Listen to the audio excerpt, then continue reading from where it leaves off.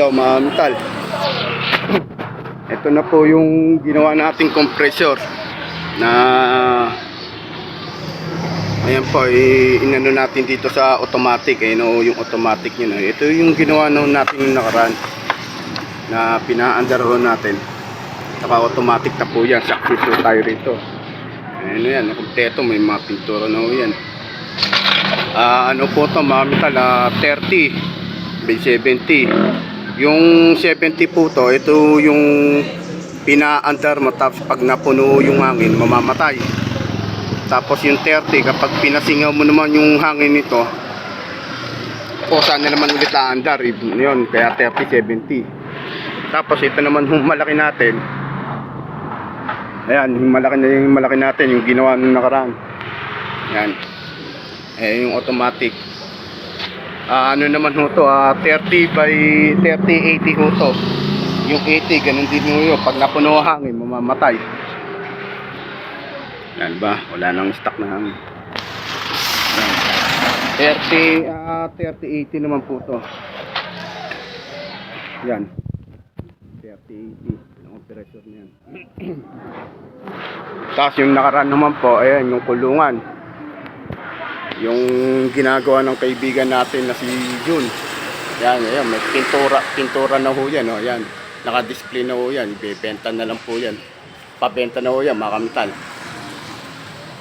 Kamital, oh. Dalawang aso ang pwede kulong dito, pero pwede rin ho itong bubunutin nyo na lang po itong pangharang sa gitna. Kahit isang aso lang na malalaki, pwede na ho yan.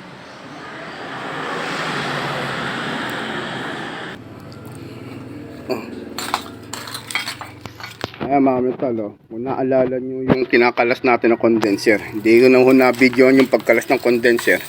Ayan na, oh. Ayan, malinis na ho yan.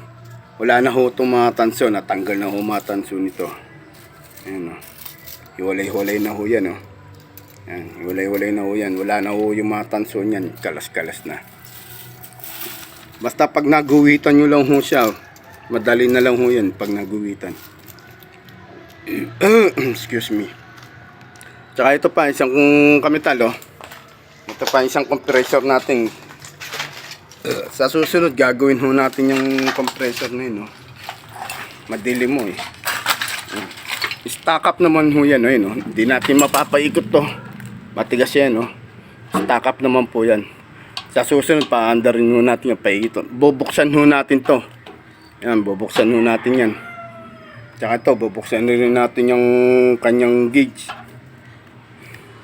Tapos yung gulong, wala akong gulong to, ayusin ho natin. Basta i-repair ho natin yan sa susunod. Bubuksan ho natin yan. Ayan, stock up po. Matigas, hindi mapapaikot. Pero madali na lang po yan. Pag nabuksan natin, titingnan natin kung ano naging difference to, kaya naging stock up.